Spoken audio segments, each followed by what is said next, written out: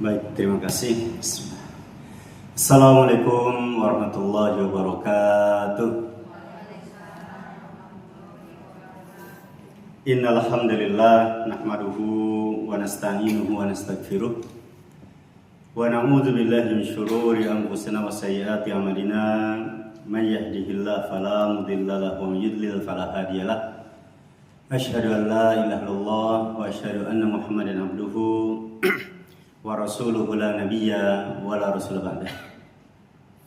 Nusalli wa nusallim ala nabiyyina Muhammadin wa ala alihi wa ashabihi wa man tabi'ahum bi ihsanin ila yaumiddin. Amma ba'du.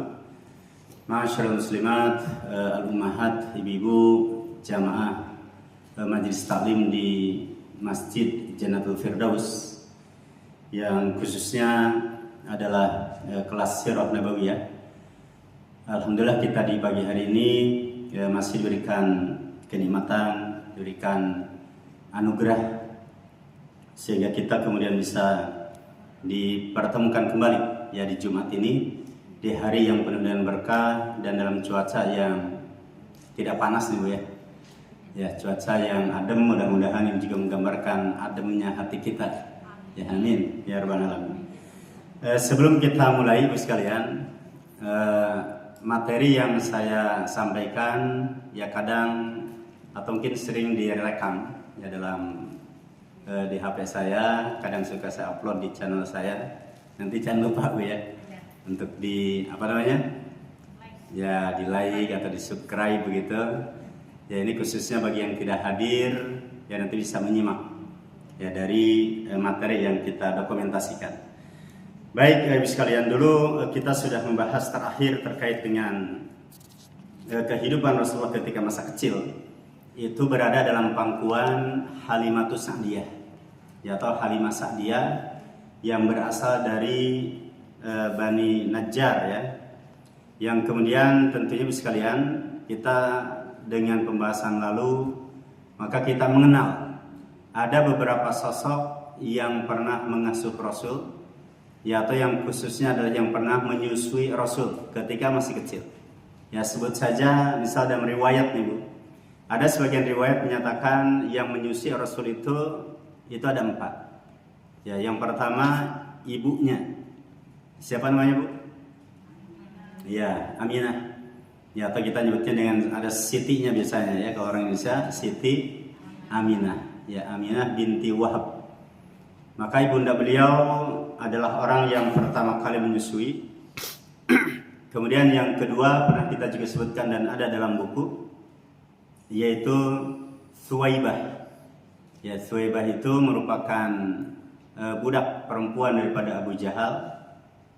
Ya, kemudian yang ketiga adalah yang kemarin Bu, Halimah.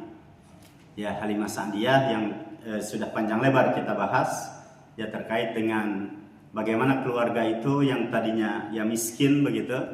Ya, baik dengan hasil kebunnya, baik dengan perahan susunya, yang demikian juga dengan hewan ternak berupa kambing atau dombanya. Setelah mengasuh Rasul itu melimpah ruah. Yang kemudian berakhir pada pertemuan yang lalu adalah di halaman 113 ya terkait dengan penyebab yang menjadikan Rasul dikembalikan kepada ibundanya. Ya, dikembalikan kepada Aminah. Dikarenakan peristiwa apa Bu? Ya, peristiwa yang digambarkan dalam hadis riwayat Imam Muslim, yaitu dengan syakkus sadri, ya dibelah dadanya Rasul. Ya, dibelah dadanya Rasul dan yang melakukan adalah malaikat Jibril. Ya, sehingga kemudian disebutkan di sini ya terkait dengan dalam riwayat ini ya yang saat itu beliau sedang bermain-main dengan beberapa anak kecil lainnya. Ya, kemudian tiba-tiba datang Jibril yang memegang Rasul, menelan istilahnya apa Bu? Menelan, susah sekali. Menelentangkan ya. Kalau menelan dimakan. Menelangkan. Iya. Selain kata itu apa Bu? Dibaringkan, kalau baringkan miringnya. Ya ditelentang, gitulah, ditelentangkan itu lebih mudah daripada Karena di sini redaksinya begitu. Menelan tangkan. Ya, yang betul mudahnya yang praktis ya tadi ya, ditelentangkan. Ini bahasa dari Ibu Ismariah lebih mudah dipahami, ya lebih praktis gitu ya. Baik, ibu sekalian, yang kemudian dibelah. Ya, dibelah dada Rasul, yang kemudian dikeluarkan. Ya, ada segumpal darah ya yang kemudian dikeluarkan, maka Rasulullah sudah bersih. Ya, sehingga wajar ibu sekalian, wajar kalau Nabi itu berbeda dengan manusia lainnya. Coba saja Bu, Nabi itu sejak kecil, ya bahasa kita tidak pernah atau tidak bisa melakukan dosa. Ya dalam arti misal gini, ketika anak-anak yang lain, ya atau di sebuah desa gitu Bu ya, ada musik, ada yang hajatan, kemudian Rasul kan ingin mendengar. Ketika sedang menggembala, kemudian terdengar lantunan itu, ketika Rasul duduk ingin menyimak, tiba-tiba gimana Bu? Allah tidurkan, ngantuk tidur. Jadi Allah jaga betul. Nah, berbeda tentunya dengan manusia pada umumnya, termasuk dengan kita. Karena sejak kecil itu memang sudah dijaga ya oleh Allah Subhanahu wa taala, termasuk diantaranya bagaimana menjaga hati Rasul, menjaga jiwa Rasul, itu dibersihkan jiwanya, termasuk dalam peristiwa dibelah dadanya Nabi tadi. Ya walaupun ibu sekalian tidak dipungkiri, ya ada sebagian kalangan yang menolak riwayat itu, khususnya kaum apa Bu? Orang kafir belajar Islam tapi untuk merusak Islam, namanya apa? Kaum ya orientalis. Ya kaum orientalis itu mereka orang kafir, ya baik dari kalangan Yahudi maupun kalangan Nasara, tapi apa? Untuk merusak Islam, mereka kaji Islam, mereka bisa bahasa Arab, mereka hafal Quran.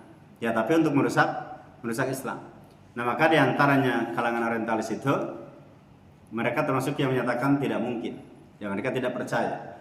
Begitu juga dengan orang Islam yang terpengaruh ya dengan kalangan orientalis. Ada buku-buku misal terkait dengan ya penulis buku Rijal Khala Rasul, ya para sahabat, atau yang nulis tentang buku Muhammad Rasulullah. Itu termasuk menolak riwayat itu. Ya padahal hadis ini Bu sekalian, hadisnya jelas tuh, coba dilihat. Ya di alinea, ya di paragraf itu kan jelas. Imam Muslim meriwayatkan hadis itu dari siapa? Dari sahabat Anas. Dan kita tahu ibu sekalian di halaman 113 itu, ya kita tahu kitab hadis paling sahih ya setelah Al-Quran kan ada Sahih Bukhari, berikutnya Sahih Muslim. Ya jadi kalau kita mendengar ada hadis riwayat Imam Bukhari, ada hadis riwayat Imam Muslim, ya maka apa? Itu dikenal dengan hadis yang sahih. Ya hadis yang valid, yang hadis yang benar harus diterima. Nah, maka peristiwa tentang dibelahnya dada Rasulullah SAW, ya maka tentunya ini adalah hadis yang valid, ya yang harus kita terima. Yang kemudian ini yang menjadikan penyebab kenapa Halimah Sa'diyah mengembalikan. Ya karena apa? Ada kecemasan, ada kekhawatiran. Karena dalam bahasa umum, ya bahasa yang dipahami oleh Halimah Sa'diyah ini, nyawa Rasul terancam. Ya nyawa Rasul terancam, khawatir peristiwa itu kemudian berulang. Ya karena mereka tidak tahu, mereka tidak paham kalau yang melakukan itu adalah siapa Bu? Malaikat Jibril. Walaupun ada pertanyaan, ini kan logikanya kalangan orientalis dan yang tidak setuju dengan hadis ini. Ini kan begini, kok bisa disimpulkan itu Jibril? Padahal Rasul masih kecil, bahkan usianya sekitar berapa? 4 atau 5 tahun. Kok bisa? Ya dari mana ketika usia 4-5 tahun itu tahu kalau itu Jibril? Terus dari mana anak-anak itu? Kan anak-anak yang lain kan lari nih. Ya anak-anak yang lain lari. Yang kemudian kenapa misal orang-orang yang sudah dewasanya kok bisa nyimpulkan kalau itu adalah Jibril? Padahal mereka juga tidak tahu siapa malaikat Jibril. Nah itu logika yang dipakai. Ya logika yang pakai, tetapi hadis sekalian, kenapa kita mengetahui kalau itu adalah Jibril? Karena yang menceritakan juga adalah Nabi. Ya, artinya kalau Nabi yang menceritakan, berarti melalui apa Bu? Melalui wahyu. Ya sama dengan ibu sekalian. Ya sama dengan ketika Rasulullah misalnya diangkat jadi Nabi, yang kemudian sebelum jadi Nabinya Bu, sebelum jadi Nabi, beliau suka bertahanus. Tahanus itu apa Bu? Tahanus itu yang menyendiri. Ya beliau beribadah kepada Allah, Kalau yang lain mengartikan tahanus itu meditasi, tapi itu nggak tepat. Ya meditasi itu kan kayak ya begitu Bu ya, posisinya, ya caranya. Misal dengan gimana Bu, kaki disilangkan, kemudian begini kan kayak nyembahnya nyembah batu gitu ya, nyembah dewa. Nah maka ketika Rasulullah itu belum jadi nabi dan masih punya istri Khadijah, itu kan begitu Bu, bertahanus di gua, namanya apa, gua? Ya, menerima wahyu pertama di mana? Gua Hira. Bolak-balik. Coba Ibu, yang menceritakan Rasul itu ke Gua Hira itu siapa, Bu? Itu Aisyah. Aisyah ketika zaman itu udah lahir belum? Kan belum lahir. Kok bisa Aisyah menceritakan? Ya, menceritakan dengan detail peristiwa yang dialami Rasul dan belum menjadi istrinya. Kan idealnya harusnya yang bercerita siapa? Khadijah. Ya, tapi yang menceritakan ibu sekalian itu dalam hadis itu Aisyah. Ya, atau misal terkait dengan bagaimana turunnya wahyu, ya sampai Rasul kemudian ketika menerima wahyu, ya kemudian melihat Jibril dalam wujud yang asli, yang kemudian pulang ke rumahnya ke istrinya ke Khadijah mengatakan selimuti aku. Yang menceritakan siapa? Aisyah. Ya padahal Aisyah belum lahir. Nah itu mirip. Ya maka dari mana Aisyah tahu? Kira-kira jawabannya dari mana? Dari Rasul. Pernah Ibu ya? Ibu pernah nggak bercerita ke suami masa lalu? Ya artinya ketika SMP ada apa, SMA ada apa, bahkan SD cerita. Ada kan Bu ya? Ya saya yakin lah istri saya juga bercerita soal pengalaman di SD bagaimana, ya di SMP bagaimana. Ya atau misal bagaimana kemudian menceritakan ya kita menceritakan yang mana kita belum lahir tapi kan dapat dari orang dekat kita.